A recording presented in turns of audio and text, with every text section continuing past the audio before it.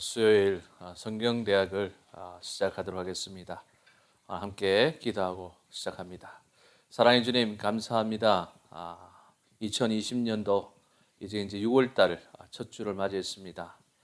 정말 시간이 정말 세월이 정말 유수같이 흘러가는 이 시대 속에서 우리가 정말 하나님을 바라보며 예배하는 예배자로서 주님이 오실 그날을 기대하고 소망하고 살아가는 우리들의 삶은 과연 어떤 삶을 살아가고 있는지 다시 한번 우리의 모습을 돌아볼 수 있도록 주께서 인도하시고, 오늘도 드리는 이 예배를 통해 진정 하나님을 사모하고 주님을 사모하는 그런 마음으로 예배하는 예배자로 우뚝 설 수 있도록 성령께서 좀 더 끝까지 주관하여 주시옵소서.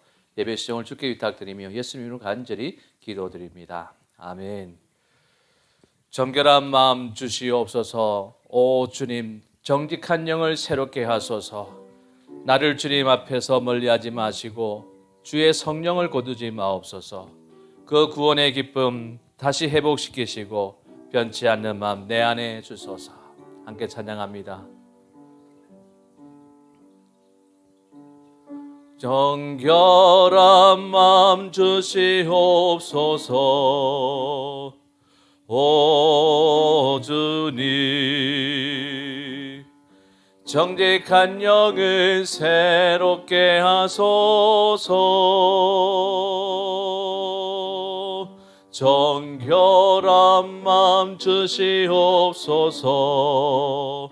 오 주님, 정직한 영을 새롭게 하소서. 나를 주님 앞에서 멀리하지 마시고 주의 성령을 거두지 마옵소서. 그 구원의 기쁨 다시 회복시키시고 변치 않는 마음 내 안에 주소서. 정결한 마음 주시옵소서. 정결한 마음 주시옵소서. 오 주님, 정직한 영을 새롭게 하소서. 정결한 마음 주시옵소서. 오 주님, 정직한 영을 새롭게 하소서.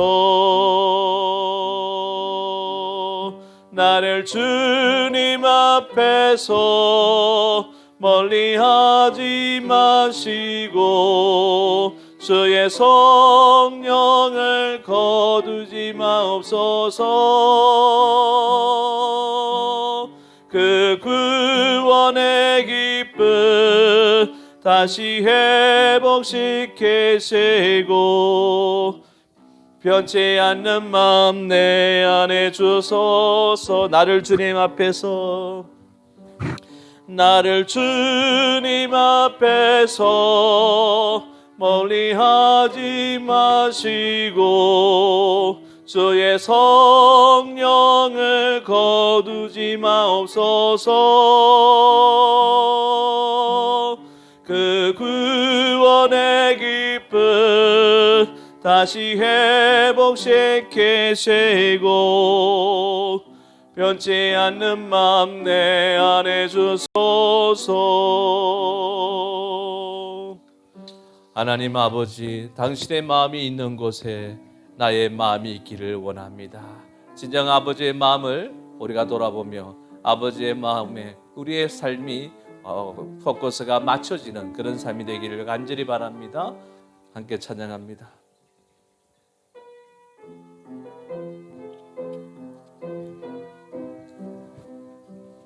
아버지, 당신의 마음이 있는 곳에 나의 마음이 있기를 원해요.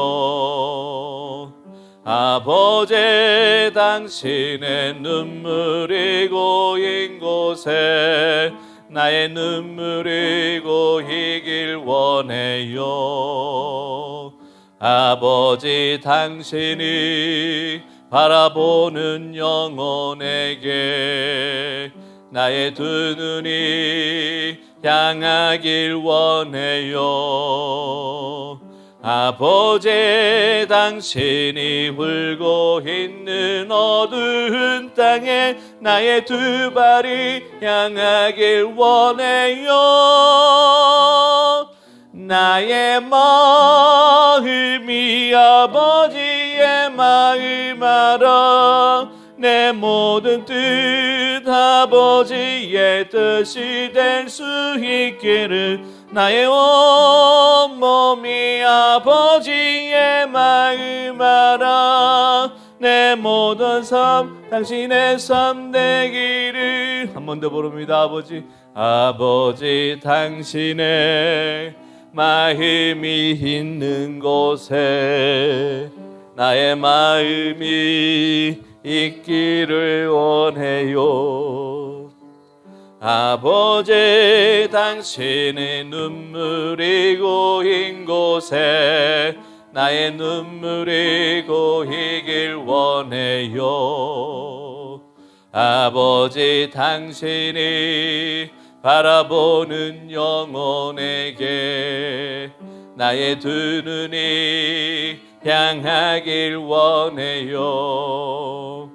아버지 당신이 울고 있는 어두운 땅에 나의 두 발이 향하길 원해요. 나의 마음이 아버지의 마음 알아 내 모든 뜻 아버지의 뜻에 될 수 있기를 나의 온몸이 아버지의 마음 알아 내 모든 삶 당신의 삶 되 나의 마음이 아버지의 마음 알아 내 모든 뜻 아버지의 뜻이 될 수 있기를 나의 온몸이 아버지의 마음 알아 내 모든 삶 당신의 삶 되기를. 할렐루야. 우리 함께 기도합시다. 진정 하나님 아버지의 그 마음이 있는 곳에 우리의 마음과 우리의 생각과 우리의 뜻과 우리의 행동이 있기를 원합니다. 진정 우리 하나님께서 가시는 그 길을 위해서 나도 함께 동행하며 그 뜻대로 사는 그런 하나님의 자녀된 자의 삶, 그것이 우리가 나아갈 길입니다. 오늘 이러한 삶의 결단을 합시다.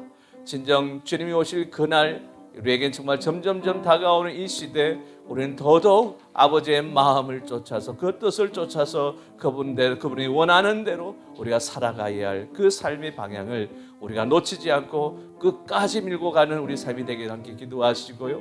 오늘도 주신 말씀을 우리가 배우는 이 시간 성령께서 역사하시며 그 말씀들을 잘 이해하고 그 말씀들을 주신 그 은혜와 또한 결단이 우리에게 있어지게 해달라고, 또 우리가 구하는 기도의 제목들이 주께 응답되는 역사가 일어나게 해달라고 이제 한 목소리 간절하게 기도하도록 하겠습니다. 사랑의 주님 감사합니다. 오늘 또 우리가 수요 예배로 모였습니다. 오늘 이 시간 또 우리가 온라인 예배를 하나님께 영광 돌립니다.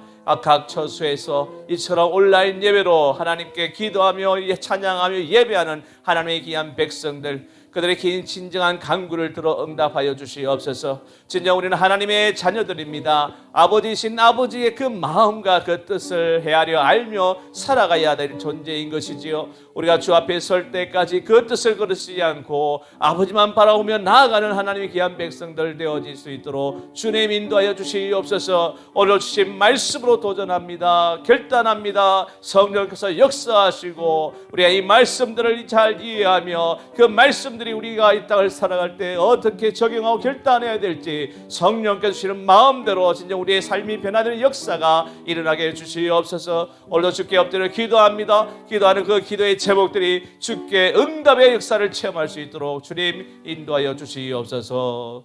살아계 주님 감사합니다. 오늘 또 우리가 주신 말씀을 받고 도전받고 또한 찬양으로 기도로 하나님께 영광을 돌리고자 합니다. 성령께서 역사하시며 매 순간 은혜 충만한 귀한 시간 될 수 있도록 주여 인도하여 주시옵소서. 감사드리며 예수님으로 간절히 기도드리옵나이다. 아멘. 예, 우리가 지난주부터 우리가 신약의 성경대학으로 넘어갔는데 우리가 신약 성경대학 우리가 마태복음 복음서에 넘어가기 전에 구약과 신약의 중간 기간이 있다라고 말씀을 드렸습니다. 그것이 이제 소위 이야기는 신구약 중간기다라고 말씀을 드렸죠. 예, 신구약 중간기 시기적으로 보면은 한 400년의 그 기간입니다. 그러니까 말라기 선지자 이후에 하나님의 메시지가 더 이상 우리에게 임하지 않았던 어찌 보면은 하나님의 침묵의 시대, 침묵의 시기, 그것이 바로 신구약 중간기다라고 이야기하는 것이죠. 그래서 이 신구약의 중간기 때 하나님은 침묵을 하셨기 때문에 하나님은 아무런 활동도 하시지 않으셨느냐? 그렇지 않다는 것입니다. 하나님께서 이 세상을 창조하신 창조주 하나님이십니다. 이 창조주 하나님께서 이 세상을 창조하시고 우리 인간을 또한 만드시고 또한 그분의 그 구속 계획을 가지고 이 땅의 모든 역사가 진행되고 있다는 것이죠. 그런 진행의 역사 속에서 지금 잠깐 침묵을 하실 뿐이지 하나님의 구원의 역사와 섭리는 계속해서 진행되고 있다는 것입니다. 그것이 바로 이 400년 기간에 이루어진 그러한 열방들, 열국들의 그러한 상황들과 형편들이 어떻게 진행되어져 가느냐, 이 사실을 통해서 우리가 확인을 할 수가 있다는 것이지요. 어쨌든 우리가 이 400년 침묵 기간 동안에 하나님께서 어떻게 역사하실 것인가에 대한 메시지, 그러니까 주변 열강들이 세계사의 흐름 속에서 어떻게 진행돼야 될 것인지, 이것은 이미 다니엘서를 통해서 우리에게 예시적으로 우리에게 말씀을 하셨다는 것입니다. 우리가 잘 아시다시피 다니엘이 이처럼 느부갓네살의 꿈을 해석해 주는 다니엘 2장에 나오는 그러한 메시지가 있지 않습니까? 예, 보면은 이게 지난주에도 함께 살펴봤는데요. 그게 보면은 그림이 나오죠. 예, 좀 넘어가면은 열강에 나오죠. 이 그림을 잘 보십시오. 다니엘서 2장 31절에서 35절에 나오는 느부갓네살 왕의 꿈에 대한 예언을 이야기하고 있는데, 이것이 바로 그 당시에 주변 열강들이 어떻게 변해가고 있냐, 그러니까 성세의 과정, 열강이 서고 번성하고 또한 쇠퇴하는 그 과정들을 바로 하나님께서는 이처럼 느부갓네살의 꿈을 통해서 우리에게 이미 예시해 줬다는 것이죠. 그래서 머리 부분, 이 순건 부분, 이것이 바벨론의 통치를 이야기하고 있는 것이고, 또한 가슴 부분이 바사 제국에 대한 얘기를 하고 있고, 그리고 이처럼 허벅지 엉덩이 쪽이 바로 배 부분이 헬라 제국을 이야기합니다. 그리고 이제 종아리 부분이 바로 쇠로 된 것이 바로 로마 제국을 이야기하고, 또한 발이 쇠와 부분적으로 진흙으로 이루어졌다. 그래서 로마 제국 이후에 열강의 모습을 이미 예언했다. 그래서 이런 부분들은 우리가 구약을 통해서 우리가 계속 진행되는 것을 우리가 눈으로 확인했지 않습니까? 우리가 바벨론 제국이 서서 하나님께서 세우신 택하신 이스라엘 백성들, 특히 남유다를 BC 586년에 심판을 합니다. 멸망을 당하죠, 남유다가.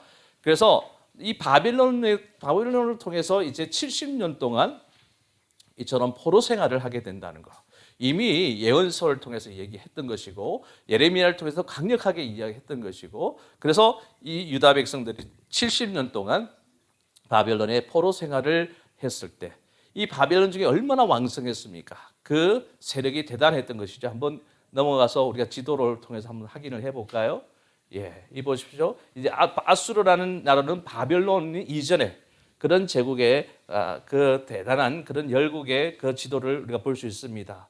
이처럼 이 애굽 땅을 비롯해서 팔레스타인지를 지나서 이처럼 티그리스 유프라테스 강에 이르는 이처럼 거대한 그런 나라를 구성했죠. 이 아수르를 물리친 나라가 바로 바벨론입니다. 그 다음에 바벨론 볼까요? 바벨론 제국의 지도가 등장하죠. 바벨론도 거의 뭐 아수르보다는 조금 덜한 그런 모습이지만 그래도 거의 비슷한 그런 지역을 다스렸다는 것을 우리가 알 수가 있습니다. 그리고 나서 이제 바벨론 제국이 이처럼 왕성했지만 결국은 그들은 또한 바사라는 나라로부터 결국은 멸망을 당합니다. 그래서 바사 왕 고레스가 칙령을 반포를 함으로써 이처럼 70년 동안 포로로 잡혔던 유대인들이 이제 본국으로 돌아가게 되어진 것이죠. 우리가 앞서 살펴보았지만 각 열강들의 제국들이 이처럼 침략을 하고 또한 그들을 자기의 포로로 잡고 식민지 국가로 만드는 이런 과정 속에서 이처럼 그 세력들을 어떻게 다스렸는가라는 것은 앞서 아수르나 바벨론은 굉장히 강성의 정책을 폈어요. 그러니까 이처럼 침략국으로서 이처럼 식민지 국가를 강력하게 그 나라를 어찌 보면은 없애버리려는 그런 목적이 상당히 강했다. 그래서 그 나라의 정체성 이런 것들을 허무는 그런 일들을 많이 했다는 것이죠. 그래서 우리가 아수르 같은 나라는 어떻습니까? 그 식민지를 다른 나라로 분산을 시킵니다.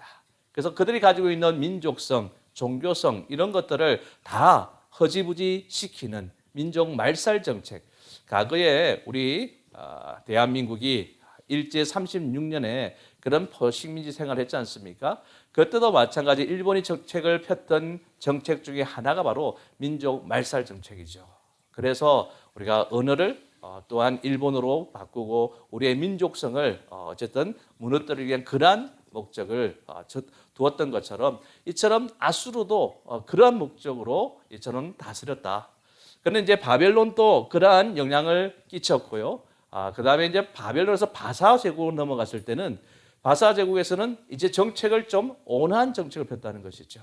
그래서 각 나라가 가지고 있는 그런 특성들, 민족성들, 그리고 종교 이런 것들을 인정을 했습니다. 그래서 그들이 그 민족, 그 나라에 다시 돌아가게끔 만들어주고 또한 그들이 이러한 민족성을 잘 유지함으로써 바사 제국과 좋은 관계를 유지하며 조공을 바칠 수 있는 그러한 관계를 형성하게 됐다. 그런 측면 속에서 바사의 고레스 왕은 바로 고레스 칙령을 통해서 유다 백성들에게 본국으로 돌아가서 또한 그들의 종교, 바로 하나님을 믿는 백성으로서 성전을 지을 것을 그들에게 이야기하고 그게 필요한 것들을 제공해 주는 그런 장면도 등장합니다. 그래서 결국은 바로 1차, 2차, 3차 이처럼 바빌론으로부터 포로 귀환을 통해서 1차 때 바로 이처럼 스룹바벨 성전이 20년을 통해서 16년 동안 잠시 멈춰졌다가 또한 뒤늦게 516년 BC 516년에 스룹바벨 성전이 건축되어지는 그런 결과를 맛보게 된 것이죠. 어쨌든 이렇게 바사 제국이 이처럼 다스리다가 539년에서 334년까지 다스렸는데 그 뒤를 이은 것이 바로 헬라 왕조입니다. 헬라라는 이러한 열방이 바사를 무너뜨리고 이처럼 나라를 다스리게 되죠. 그 강성한 나라는 볼까요 한번? 헬라는 우리가 잘 아시다시피 그 유명한 알렉산더 왕이 처음 다스렸던 그런 나라의 왕이었죠. 그래서 헬라 제국을 보십시오. 얼마나 강대한 그런 나라를 그러한 지역을 이처럼 통치를 했던가라는 것을 우리가 알 수가 있다는 것입니다. 사실 이제 유럽 쪽으로부터 시작해서 저 인디아까지 인디아 직전까지 이처럼 그 범위를 넓혀갔다는 것을 우리가 알 수가 있습니다. 그런데 어쨌든 이 왕성한 이러한 지배 세력들이 이처럼 바로 팔레스틴 그 중심으로 사방 곳곳을 차지하는 이런 과정 속에서 가장 핵심적인 부분이 되는 것은 이 팔레스틴 지역, 바로 이스라엘이 있는 팔레스틴 지역은 그 어떤 제국이 그들이 나라를 세워가는 과정 속에서도 가장 중요한 그런 위치가 됐다.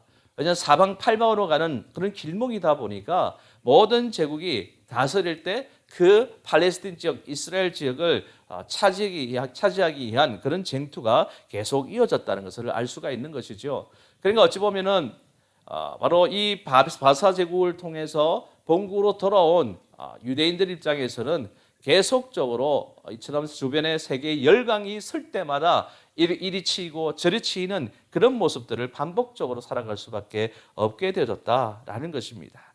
그렇기 때문에 이 헬라의 알렉산더 왕이 이렇게 강력하게 확장을 했지만 알렉산더도 우리가 잘 아시다시피 건불 10년 하물 11홍이라는 말이 있듯이 이처럼 권력은 그래 오래 갈 수가 없다는 것이죠. 32세 젊은 나이에 열병으로 죽게 되어집니다. 그래서 이처럼 헬라의 알렉산더 왕 이후에 바로 네 개의 왕조로 나뉘어지게 되어진다. 그래서 넘어가 볼까요? 네. 그래서 여기 보면은 애굽 지역을 프톨레미 왕국이 다스리게 되고요. 이처럼 또한 저쪽 바사 바벨론 지역을 셀루커스 왕조가 다스리게 됩니다. 그리고 이제 뒤에서 두 나라가 더 안티고노스 그리고 또한 리시마쿠스라는 이런 왕국, 이 네 개의 왕국으로 나뉘어지게 되어지는 것이죠. 그래도 이처럼 헬라 제국이 엄청난 그런 범위의 그런 땅을 차지하고 있었고, 또한 알렉산더도 그러한 영향 속에서 굉장히 헬레니즘 문화에 대한 그런 조예가 깊었던 왕이었기 때문에 왕국은 분열됐지만 문화는 여전히 이 헬라적인 헬레니즘 문화를 계속 유지했다라는 사실을 우리는 잘 알 수 있는 것이죠. 이런 와중에 결국은 이스라엘이 얼마나 이리 치이고 저리 치이고 하면서 고생을 했겠습니까? 그래서 그런 가운데 이처럼 이스라엘은 잠시 이처럼 독립을 위한 그런 과정이 있게 되어지는 것이 넘어가시고요. 넘어가시고. 그래서 이스라엘의 독립 기간이 있었다는 것입니다. 그래서 이스라엘은 이처럼 주변의 열강에 의해서 늘 이리 치이고 저리 치이는 그런 상황 속에 있었다라고 이야기를 했지 않습니까? 그러면서 이스라엘이 프톨레미 왕조의 이대 왕이었던 필라델푸스 왕이 이처럼 그 당시에 헬레니즘 시대의 언어를 헬라어가 이제 세계의 공용어가 되어지는 그런 상황이 되는 가운데 바로 구약 성경, 바로 모세오경을 헬라어로 번역하는 그런 일이 벌어집니다. 그래서 이처럼 70인역이라는 모세오경, 이 히브리어로 된 것을 그리스어, 헬라어로 이처럼 번역했던 그런 성경책이 나옴으로 인해서 이때 이제 성경의 세계화를 이룰 수 있는 그런 기회가 되어졌다는 것이죠. 그래서 우리가 앞서 이 400년의 이 하나님의 침묵인 신구약 중간기에 하나님께서 아무 일도 하시지 않은 것이 아니라 하나님께서는 일을 하셨던 거예요. 어떤 일을 하셨느냐?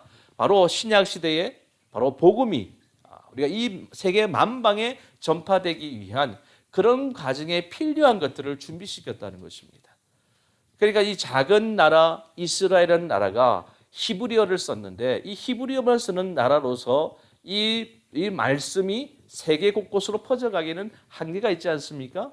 그래서 바로 이 헬라라는 나라를 강성하게 함으로 인해서 곳곳에 그가 정복하는 나라마다 바로 헬라가 공용어가 되게 함으로 인해서 복음, 이 말씀이 헬라어로 번역이 돼서 곳곳에 퍼져가게 되는 그러한 일들을 하나님께서 계획하시고 진행시켰다는 사실을 우리는 확인할 수가 있다는 것입니다. 이처럼 헬라가 처음에는 프톨레미 왕조가 이스라엘을 다스렸는데 그 다음에 이제 셀루쿠스 왕조로 넘어가면서 셀루쿠스 왕조 때 이스라엘이 독립을 이제 잠시 이루게 되지요. 그때가 이제 BC 198년 이때부터 이루어지게 되는데요. 어쨌든 이 당시에 헬라는 그때부터 좀 왕이 자기를 높이는 그러한 일들이 많이 일어나게 됐다. 그래서 안티오쿠스 4세 왕은 자신을 바로 하나님의 현현이다, 현현된 왕이다. 자신이 바로 하나님이 현현돼서 신의 현현자로 나타나는 왕이다. 스스로 높이는 에피파네스 왕이라고 이렇게 칭하기도 했다는 것이죠.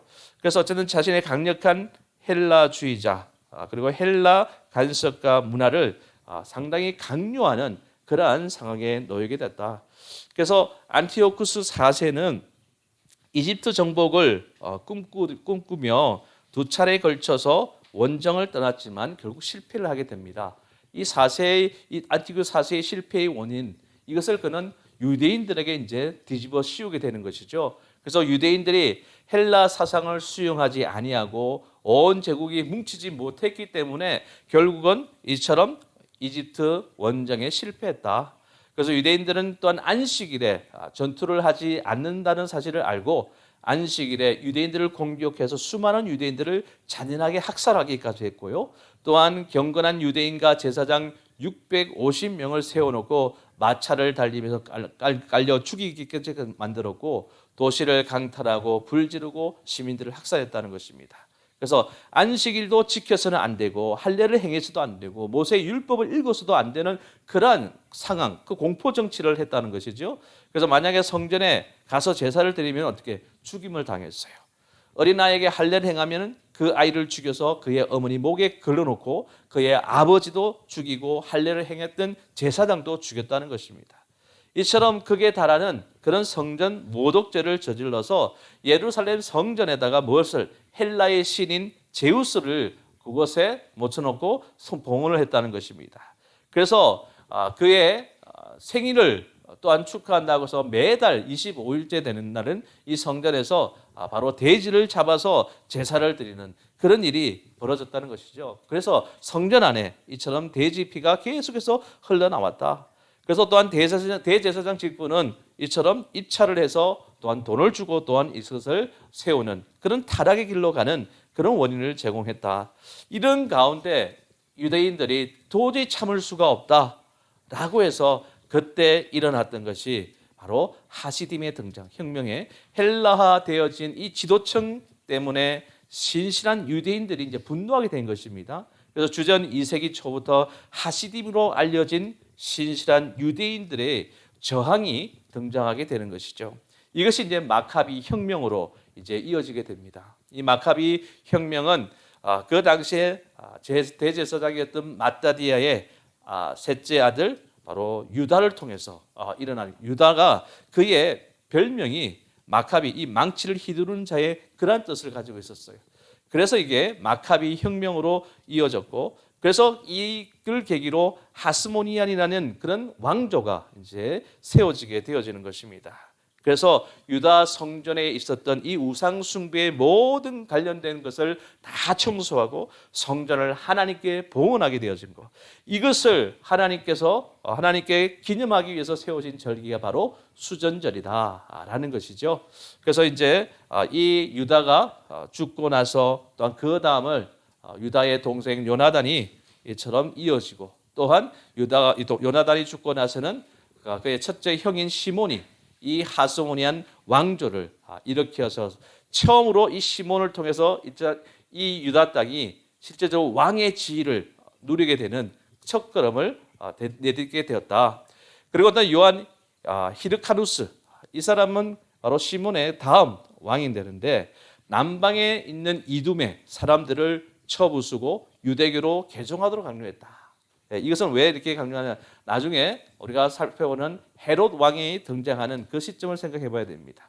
헤롯이 바로 이두메 출신이거든요. 그래서 이두메는 우리가 아시다시피 바로 에서의 후손들, 에돔의 족속들이 바로 이두메입니다. 이두메 족속들이죠. 그래서 이때 요한 히르카스의 그러한 좀 강압 정치에 의해서 이처럼 이두메가 유대교 안으로 들어오게 된 계기가 되어졌다. 그 다음에 또 이어지는 아리스토블루스 1세, 알렉산더 야네우스, 살로메 악센다라, 알렉산더라, 또 그리고 하스모니아 왕조는 계속해서 이게 진행됐지만 100년을 넘지는 못했다는 것이죠. 1세기 동안. 초기에는 이 왕조가 이처럼 주변의 열강들이 너무 유대인들을 이처럼 공격하고 또한 하나님께 예배를 드릴 수 없는 그런 상황으로 몰고 가니까 사실 그 전까지는 그래도 나름대로 자기들이 예배를 드릴 수 있는 환경이었잖아요. 그런데 이처럼 헬라 문화가 들어와서는 그것을 하지 못하는 그런 강압 정치가 이루어짐으로 인해서 그때 반항적으로 일어나서 마카비 정부를 통해서 이처럼 하소문이라는 왕조가 1세기 동안 유지되었다. 그런데 초기에는 이 좋은 그런 이상을 지녔지만 말년에는 권력에 집착하는 사람들로 인해서 결국은 1세기로 이 유대인의 그런 왕조는 문을 또 내리게 됐다.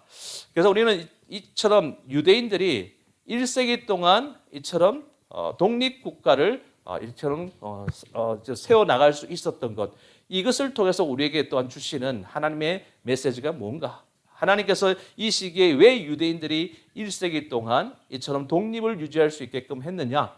이것은 하나님께서 다윗과 맺었던 언약이 있지 않습니까? 하나님이 이처럼 하나님과 다윗은 영원한 그 유다 백성이 유다의 족속으로 인해서 다윗 왕가가 영원토록 이어질 것에 이 약속의 성취, 이 약속의 성취에 대한 메시지를 이스라엘 유다 백성들은 끝까지 붙들고 있었다는 것이고, 이스라엘 다윗의 왕권을 회복하는 것의 도래에 대한 기대감, 소망감을 불러일으킬 수 있는 그러한 계기가 되었다. 그래서 우리가 예수님께서 이 땅에 오실 때 메시아로 오셨어요. 메시아에 대한 그런 소망, 그런 소망을 가질 수 있는 그러한 동기부여, 이 동기부여가 바로 이처럼 1세기의 독립을 통한 유대의 그 모습을 통해서 하나님께서 예비하시고 준비하신 그런 모습이었다. 그래서 보시면 이스라엘 독립왕국의 그 기간 동안에 지도를 한번 보세요. 많이 이처럼 확대됐지 않습니까? 바로 이처럼 그 전에 마카비 혁명 이전에 유다 경계선을 한번 보세요. 이처럼 점선으로 되어 있잖아요. 조그만 했어요. 예루살렘 중심으로 조그만 그런 국가였습니다. 그런데 마카비 혁명 이후로 얼마나 크게 확장됐습니까? 그 전에 바로 남북 이스라엘이 차지했던 그보다 더 넓은 땅, 어찌 보면 다윗이 차지했던 그러한 팔레스틴의 동편, 요단강 동편 쪽까지 차지하는 그러한 나라를 구성했다, 세웠다라는 것을 우리가 확인할 수가 있다는 것이죠. 그래서 오늘은 바로 이어서 이 독립을 끝내고 그 다음으로 이어졌던 것이 바로 로마 제국이었다는 것입니다. 예, 하소모니안 왕조와의 공존이 로마의 폼페이는 주전 63년에 하소모니아 왕조를 정복했다. 그래서 유다 독립되어졌던 그 왕조가 바로 로마 폼페이를 통해서 바로 막을 내렸다라는 그런 얘기를 하고 있는 것이죠. 그러나 로마는 이 정복한 곳에 속주를 세웠지만 적어도 처음에는 그 지역에 있던 기존 구조를 계속 유지했다는 것입니다. 그 당시 유대 지역은 대제사장 하소모니안 시대에는 실질적으로 제사장 겸 왕이 다스렸던 것이죠. 그래서 치리거리 예루살렘 주변 지역만이 아니라 갈릴리 지역과 요단강 동편 베레아까지 미치고 있었다는 것이죠. 그래서 하소모니안 가문의 마지막 인물인 안티고누스가 대군주들과 충돌하여 주전 38년에 처형될 때까지 하소모니안 왕조는 계속 되어졌다라는 것입니다. 그래서 이제 이 하소모니아 왕조가 이제 문을 닫고 나서 그 다음 등장하고 있는 것이 우리가 잘 들었던 헤롯의 정권이 등장하게 됩니다. 하소모니안 가문의 몰락은 유대 지방을 진공 상태로 만들었고 가장 유명한 지배자였던 헤롯이 로마의 보호 아래 왕이 되어졌다는 것입니다. 그래서 헤롯은 우리가 앞서 제가 말씀드렸듯이 이두메 출신이다. 이두메 출신의 유대인이었다. 제가 앞서 이야기했지 않습니까? 하소모니안 그 왕조의 요한 히르카누스 1세 때 바로 이두메 사람들을 이렇게 쳐부수고 또한 그들이 유대교로 개종하도록 강요했던 그 사건이 있었지 않습니까? 이로 인해서 이두메 출신들이 유대 민족 안, 유대교 안으로 들어오게 됐다는 것이죠. 그래서 그 사람들 중에 헤롯이라는 사람이 바로 이 유대 땅을 다스리는 그런 왕으로 이제 등극하게 된다는 것입니다. 물론 이것은 로마의 후원을 받고 로마의 지시에 따라서 이루어지는 그런 왕입니다. 그는 로마에서 교육을 받았고 또한 미리암네의 결혼을 통해서 하소모니안 가문에 들어왔다라고 했죠. 그래서 헤롯은 갈릴리 지방에서 군사 행정의 두각을 나타내고 또한 안티노구스를 끌어내리는 데 적극 동참했다. 그래서 안티누구스 왕조를 처럼 하스모니안 그 왕조를 끌어내리는데 크게 일조한 사람이다라고 볼 수 있는 것이죠. 그래서 헤롯은 BC 4년까지 통치했다. 그래서 우리가 예수님이 언제 탄생하셨느냐라고 우리가 이야기를 하잖아요. 그래서 바로 헤롯 왕 때 그때 탄생했잖아요. 헤롯이 그때 동방 박사들이 이처럼 예루살렘에 왔을 때에 바로 동방의 별을 보고 찾아왔다고 하니까 그가 소스라치게 놀라지 않습니까? 그러면서 그때 이후로 어떻게 2살 아래의 사람들 남자를 다 죽여라 라는 그런 명령을 내리지 않습니까? 그래 그 명령을 내리고 나서 2년 뒤에 죽었다는 것이죠. 그러니까 결국 BC 4년에 죽었으니까 결국 예수님은 언제 태어나셨느냐? 바로 그 2년 전이겠죠. 그래서 BC 6년에 바로 예수님께서 탄생을 하시고 그때 그가 2살 아래의 아이들을 남아를 죽여라는 그런 명령을 내렸다라는 것을 알 수 있습니다. 어쨌든 헤롯의 통치 기간은 예수님의 생애의 직접적인 배경을 이루었다라는 것이고요. 헤롯은 끊임없이 근자와 생명을 위협하는 공포 속에서 살았다는 것이죠. 그래서 굉장히 불안할 수밖에 없습니다. 왜 그렇습니까? 자기 출신 때문에, 출신 성분 때문에 그런 거예요. 우리가 앞서 말씀드렸듯이 그런 오리지널 바로 이처럼 유다의 그 왕권을 계승한 그런 왕이 아닙니다. 앞서 말씀드렸지 에돔 족속에 속했던 바로 이게 이스라엘 야곱 족속이 아니라 에돔 족속에 속했던 그런 사람, 그런 민족의 사람이잖아요. 그래서 그것도 이두메의 민족으로 되어진 것도 그가 이처럼 이 유다의 왕에 의해서 유대교로 강제적으로 개종을 하게 되는 과정 속에서 이루어진 것입니다. 그러니까 그는 이처럼 신분상의 정통성이 굉장히 문제가 되기 때문에 늘 불안할 수밖에 없었던 것입니다. 그래서 그가 행했던 모습을 보면은 앞서 제가 말씀드렸듯이 예수님이 태어났다, 메시아가 탄생했다라는 그런 얘기 들었을 때 바로 2세 이하의 그런 영아들을 다 죽이라고 하는 이유도 자기의 그 위치가 포지션이 이처럼 이로 인해서 날아갈 것이 두려워서 그렇게 한 것 아니겠습니까? 그리고 또한 계속 이어지는 게 뭡니까? 자신의 젊은 처남 아리스토블에게 대제사장직을 주었어요. 그러나 하스모니안 그 가가 계속 위험스럽다고 생각하니까 그를 어떻게 1년 후에 암살봉을 고용해서 목욕탕에서 살해까지 합니다. 그리고 또 왕비 역시도 바로 하스모니안 가문의 왕비잖아요. 그래서 그 왕비 미리암네도 죽였고 자신의 아들 알렉산드 아리스토블루스도 죽였어요. 죽기 불과 5일 전에는 자기의 후계자가 될 또 다른 아들 안티파테르를 처형하라고 명령까지 했습니다.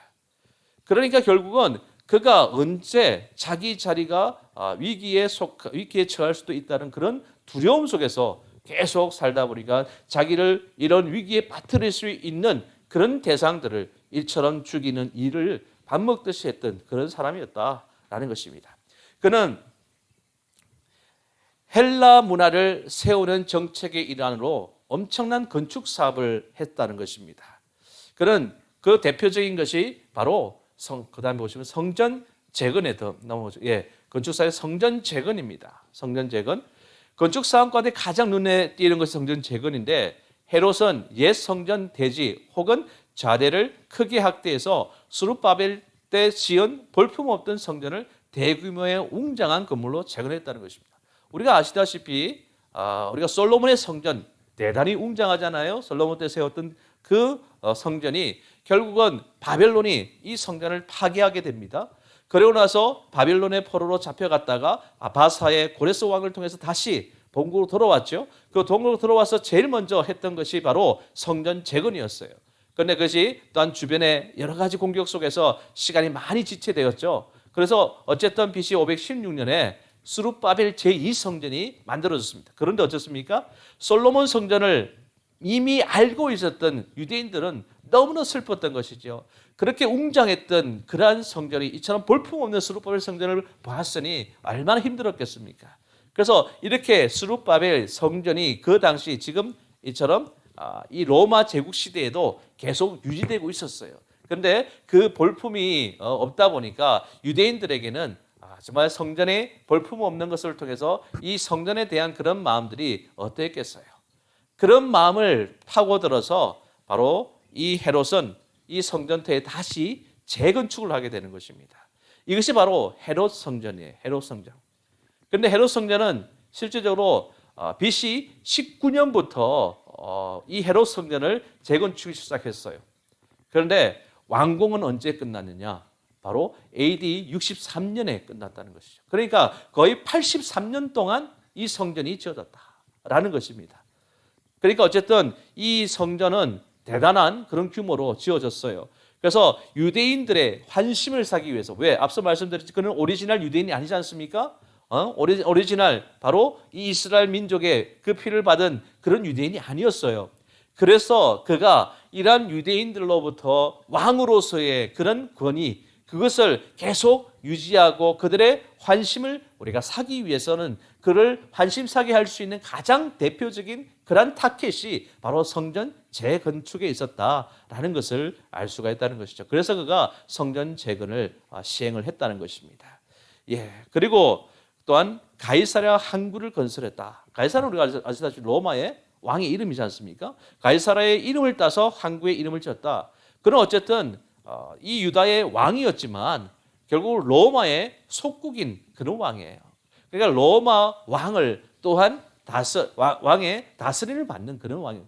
그러니까 로마 왕의 또한 로마 군인, 로마 사람들에게 이처럼 늘 신경을 쓸 수밖에 없었던 것이죠. 그래서 로마 황제로부터 인정받기 위한 그런 모습으로 가이사랴의 이름을 따서 항구의 이름을 지었다라는 것입니다. 그래서 헤롯 시대 이후, 이제 헤롯이 BC 4년에 죽었지 않습니까? 헤롯이 죽고 난 이후에는 그가 유다 땅이 이제 왕이라는 그런 한 왕이 다스리는 그런 나라가 아니라 4개 지역으로 행정구역으로 나누어져서 분봉왕이 다스리는 그런 나라가 됐습니다. 그래서 보면은 유대 지방은 헤롯의 아들 넘어가서 아켈라오는 주 6년까지 유대 지역의 행정장관이 되었고, 아켈라오가 제거되면서 이 지역에 통치자가 있는 것처럼 꾸미는 일은 중단되어졌습니다. 그리고 유대 지역은 로마 총독들이 직접 관할함으로써 로마의 속주가 되었어요.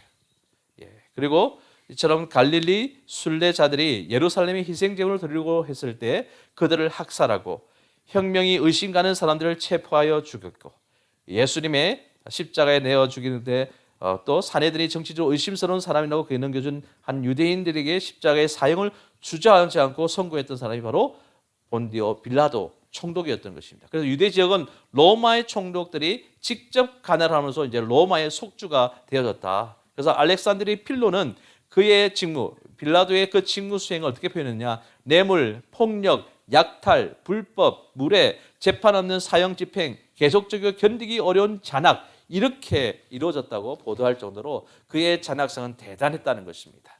그 다음에 보면은 우리가 안토니오 벨릭스 총독이 있고요.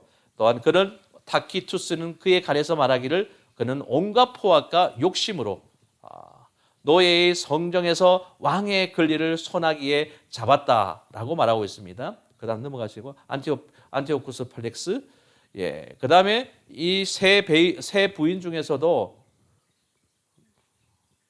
넘어가라고요.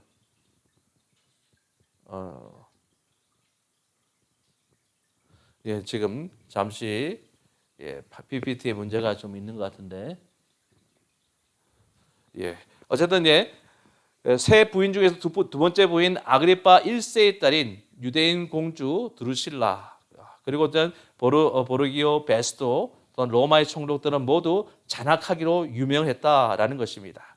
그러니까 첫 총독 부임으로 인해서 이때부터 열심당이 등장하게 됐다. 총독은 가이사라에게 거주했을 때 때때로 예루살렘에 올라왔다. 이제 절기가 되면은 또 유대인 절기에 예루살렘에 이제 유대인들이 많이 몰려드니까 또 그들이 이처럼 어떤 일들을 불러일으킬 수 있으니까 그런 선동적인 행동들이 일어나지 않도록 군사들이 그때 더 많이 몰려왔다라는 것이죠. 그래서 안토니아 요새에는 로마군 소대만 주둔하다가 절기 때나 소란의 위험이 있을 때 군대의 수가 증강되었다라는 것입니다. 그래서 성경에 등장한 로마 군인 예들이 많이 나오죠. 예수님께서 이처럼 로마의 백부장이 그 종을 고쳐달라고 찾아왔던 그 사건도 우리가 알 수 있고요. 또한 고넬료도 바로 백부장 출신이죠. 이처럼 이렇게 유다 지방을 다스렸고 갈릴리 지방은 우리가 헤롯 안디바 예수님이 갈릴리 지역을 사역을 하실 때 분봉왕으로 있었다. 분봉왕 앞서 말씀드렸듯이 이제는 분봉왕은 왕보다는 좀 낮은 그러한 각 어떤 지역을 다스리는 그런 통치자다라고 생각하시면 됩니다.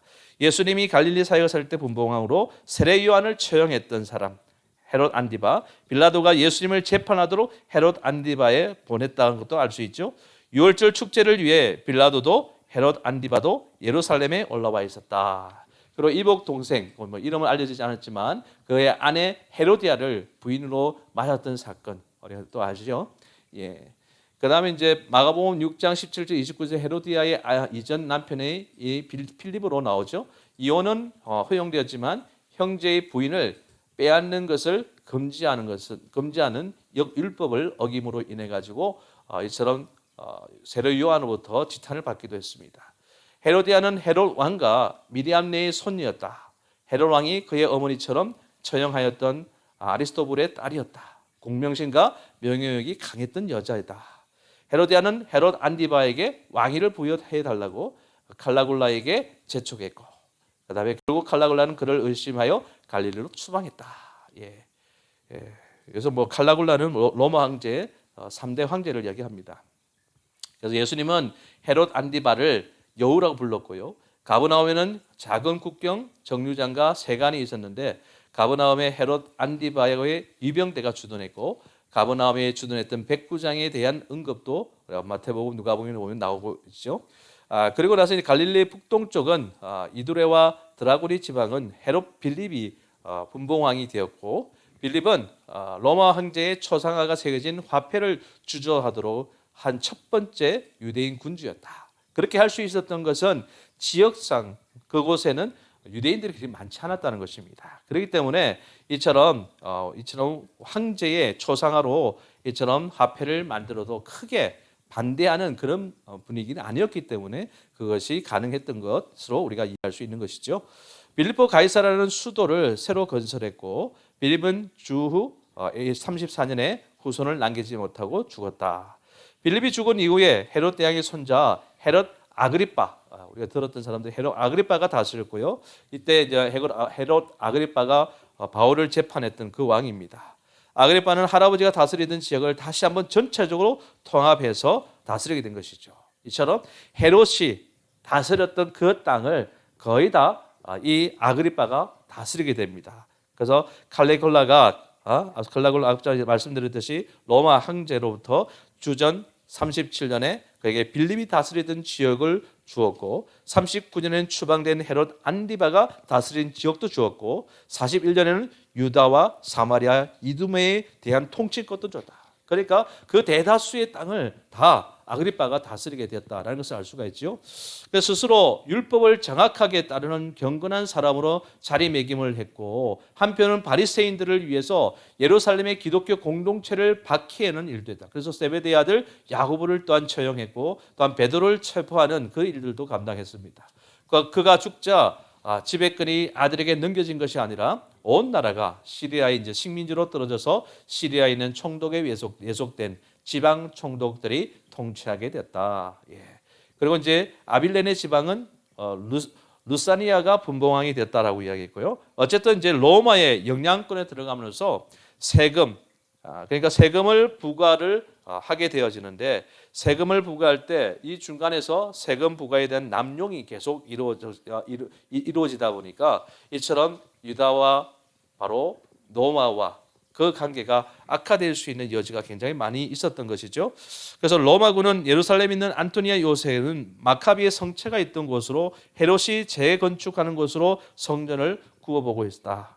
그래서 넘어가십시오. 로마군은 성전에서 일어난 소요를 진입하기 위해서 이곳에 군사들을 재배치했다.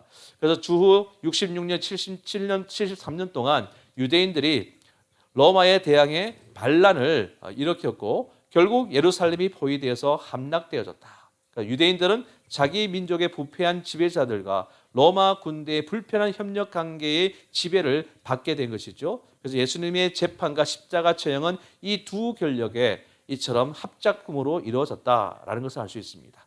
예수님을 재판하고 죽이도록 명령한 장본인은 바로 로마의 총독 빌라도였다. 그래서 황제의 숭배를 또한 열심히 했지요.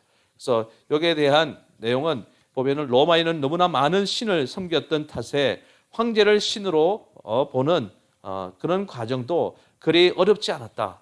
황제 신격화의 출발점은 로마가 이룬 평화에 대한 감사였다. 주전 29년 소아시아의 버가모 사람들이 옥타비아누스 아우구스투스에게 그를 신으로 섬기게 해달라는 요청을 했고 황제는 예상대로 허락했다. 이 일로 인해서 여러 해가 지난 후 요한은 버가모를 사탄의 건자가 있는 곳이라 이렇게 불렀고 로마를 하나님을 모독하는 큰 짐승으로 묘사했다.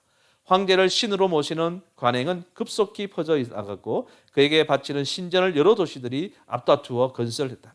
황제는 신의 아들, 세상의 구원자로 여겨지게 되었는데 그리스도인들은 이 모든 호칭을 예수에게만 사용했다.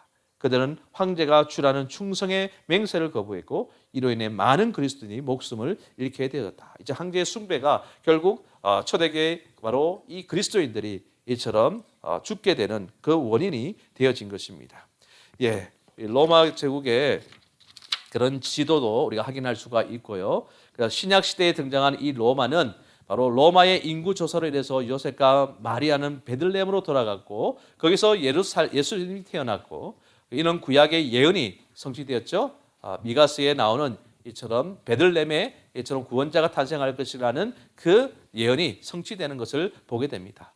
또한 바울은 가택 연금 상태로 로마에서 2년을 보낸 뒤 풀려나고 나중에 네로 치하에서 다시 투옥되고 결국 순교하게 됩니다.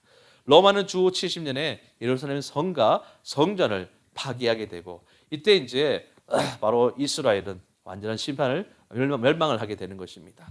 그래서 우리가 오늘 결론적으로 우리가 지금 정치에 대한 그런 측면들을 살펴보지 않습니까? 그래서 이 신구약 중간기 때 바로 이 400년의 그 기간 동안에 바로 이 열방들을 통해서 어떤 하나님의 일하심이 있었는가? 그래서 결론적으로 보면 예수님이 사역하던 시대, 그다음 넘어갔고요. 예수님이 사역하던 시대는 히브리 사상이 헬라 문화의 수레에 실려서 로마라는 도로를 달려가는 시대였다. 이것이 핵심입니다.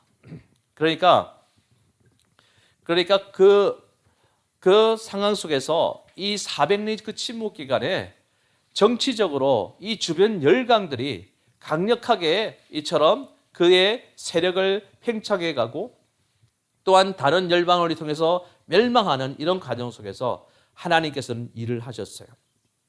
중간에 바로 헬라를 세워가지고 그에게 언어를 통일시켜 주시죠.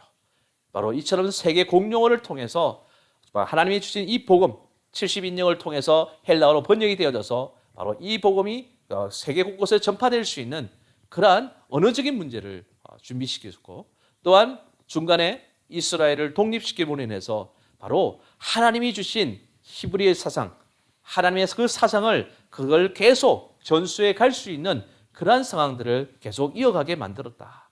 그리고 로마는 나라는 이처럼 세상에 그 식민지화 시키면서 그들이 했던 길이 뭡니까? 바로 그 길들을 닦았다는 것이죠. 로마가 길을 닦음으로 인해서 복음이 이처럼 세계 곳곳으로 전할 수 있는 그러한 인프라를 만들었다는 것입니다. 이러한 하나님이 놀라우신 그 계획이 바로 이처럼 400 침묵기 기간, 신구약 중간기 기간에 이루어졌다라는 것입니다. 이러한 하나님의 놀라우신 일하심 때문에 이 시대를 사는 우리들이 바로 복음을 정말 쉽게 우리가 수월하게 받아들일 수 있는 그런 은혜 속에서 살아갈 수가 있다는 것이지요. 오늘 우리가 신구약 중간기 이 정치적인 그런 측면들을 살펴보았습니다. 하나님께서 이 복음을 전파하기 위해서 어떻게 준비하셨는지 그러한 모습을 우리가 분명히 확인할 수 있는 그런 계기가 되었을 것입니다. 오늘 이 시간 이러한 하나님의 그 계획하심, 하나님의 일하심을 우리가 함께 생각하며 하나님께 찬양으로 나가도록 하겠습니다. 찬양은 주가 일하시는 것. 끝으로 가. 날이 저물어 갈 때 빈들에서 걸을 때 그때가 하나님의 때 내 힘으로 안 될 때 빈손으로 그럴 때 내가 고백해 여호와 이래 주가 일하시네 주가 일하시네 주께 아끼지 않는 자에게 주가 일하시네 주가 일하시네 주가 걷는 자에게 앞으로 가야지 걸고 주님 함께 계시네 누리네 아버지 은혜 고개 내 모든 걸 드릴 때 모두 고백해 여호와 이래 주가 일하시네 주가 일하시네 주께 아끼지 않는 자에게 주가 일하시네 주가 일하시네 신뢰하며 걷는 자에게 다시 부르겠습니다. 날이 저물어 갈 때 빈들에서 걸을 때 그때가 하나님의 때 내 힘으로 안 될 때 빈손으로 그럴 때 내가 고백해 여호와 이래 주가 일하시네 주가 일하시네 주께 아끼지 않는 자에게 주가 일하시네 주가 일하시네 신뢰하며 걷는 자에게 우리 모인 이곳에 주님 함께 계시네 누리네 아버지 은혜 적은 뜻과 불고개 내 모든 걸 드릴 때 모두 고백해 여호와 이래 주가 일하시네 주가 일하시네 주께 아끼지 않는 자에게 주가 일하시네 주가 일하시네 신뢰하며 걷는 자에게 우리 함께 기도합시다. 우리 주님께 우리 하나님께서는 쉬지 않으시고 일하십니다. 하나님께서 우리를 창조하시고 또한 지금 이 시대까지 살아가는 우리들의 삶 속에서 하나님께서 계획하신 그 구원의 계획들을 펼치기 위한 그 과정 속에서 한순간도 쉬지 않고 일하신다는 것이죠. 이처럼 구약의 역사가 지나고 신약의 역사, 하나님께서 이처럼 구약을 통해서 바로 오실 메시아에 대한 약속을 주셨을 때 그 오실 메시아를 위한 또한 준비 과정을 이 신구약 중간기간을 통해서 또한 하셨다는 것을 이 열방의 정치를 통해서 우리가 확인할 수가 있지 않습니까? 진정 이처럼 복음이 이 세계 곳곳에 전파될 수 있도록 언어를 통일하시고 그 언어를 통해서 복음이 변력이 되어지고 또 증거될 수 있는 그런 환경들을 만들고 또한 이처럼 메시아의 대망 소망 사상을 가지고 나아갈 수 있는 길을 예비케 하시고 그리고 또한 우리가 이 복음이 전파될 수 있는 그 길을 닦아주시는 그런 놀라운 역사를 준비시켰던 걸 확인할 수 있습니다. 그렇습니다. 하나님이 늘 일하세요. 우리 이처럼 소망을 주시고 또 우리에게 또한 구원의 그 길로 갈 수 있는 이 복음을 위해서 우리에게 계획하신 그 일들을 위해서 계속적으로 일하신다는 것입니다. 오늘 또 우리를 통해서 그 일을 감당하게 하신다는 것입니다. 오늘 이 시간 진정 하나님 일하시는 이 복음의 그 길을 위해서 우리가 기이 쓰임받는 일꾼으로서 살아갈 수 있는 우리 모두가 되게 해달라. 이 한 목소리 간절하게 기도합시다. 함께 기도하겠습니다. 사랑해 주님 감사합니다. 하나님, 지금 하나님께서는 쉬지 않으시고 일하십니다. 하나님의 그 구원 계획을 펼쳐가고 그 구원 계획을 완성하기 위해서 한순간도 쉬지 않으시고 졸지도 않으시고 숨쉬지도 않고 계속해서 일하시는 것을 우리는 확인했습니다. 아버지 하나님, 우리가 이 세계의 역사 속에서 어떻게 이런 일이 벌어질까, 이런 상황이 어떻게 벌어질까 이렇게 생각할 때가 얼마나 많이 있었습니까? 우리가 정말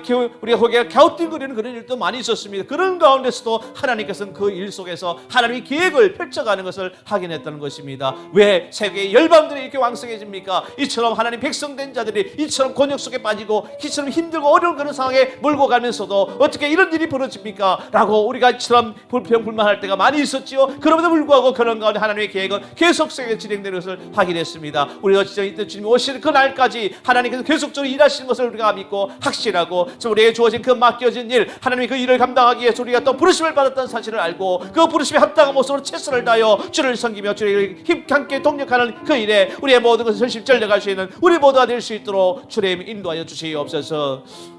우리 한번 더 기도합니다. 우리 교회를 위해서 기도합시다. 하나님께서 세우신 귀한 교회가 주님의 귀한 사역을 감당하는 귀한 공동체 될 수 있도록 성령 충만한 말씀이 왕성하고 기도가 끊이지 않는 귀한 공동체, 정말 주님께서 훈련된 양육된 귀한 공동체, 주의 복을 증한 귀한 삶을 끝까지 감당하는 귀한 공동체 될 수 있도록 주의 계획을 위해서 함께 기도하시고요. 우리 성도들 기도하는 기도 제목이 있습니다. 영육권 연약한 자들, 믿지 않는 영혼들, 또한 우리 또 우리 가족과 우리 자녀들, 또한 우리 또 자가 비즈니스를 위해서, 또한 영주권 신부 문제를 위해서, 그리고 또한 결혼 미래 장래 문제를 위해서, 대한민국 호주를 위해서, 또 코로나 시국을 위해서 우리가 기도하는 기도 제목이 있습니다. 이 모든 기도의 제목들이 주의 뜻과 응답돼서 한 번 더 간절하게 기도하도록 하겠습니다. 사랑해 주님 감사합니다. 하나님 놀라우신 그 은혜 속에서 주님 몸된 기울이고 세워서 시사에 감당하게 하신 하나님 참 감사와 영광을 돌립니다. 하나님 정말 주의 교회와 같이 하나님 주의 귀한 사명을 끝까지 감당할 수 있도록 주여 인도하여 주시옵소서. 성령 충만한 귀한 재단 되기를 원합니다. 주님의 값진 값으로 세우신 귀한 교회, 하나님의 영광을 돌리는 귀한 공동체가 되기를 원합니다. 말씀의 귀한 공동체, 또 아직께서 기도와 공동체, 아버지 그래서 이 땅에 사랑이 흘러넘치는 귀한 공동체, 정말 잘 훈련되어 양육되어져서 참된 제자로서 진 사명을 끝까지 감당하는 귀한 공동체가 되어서 하나님 나라 확장을 기이 쓰임받기를 원합니다. 이 호주 땅을 벗어나서 정말 이 세계를 향해서 주의 복음쟁의 기하세 끝까지 감당할 수 있도록 주여 인도하여 주시옵소서. 코로나 시국을 위해서 우리가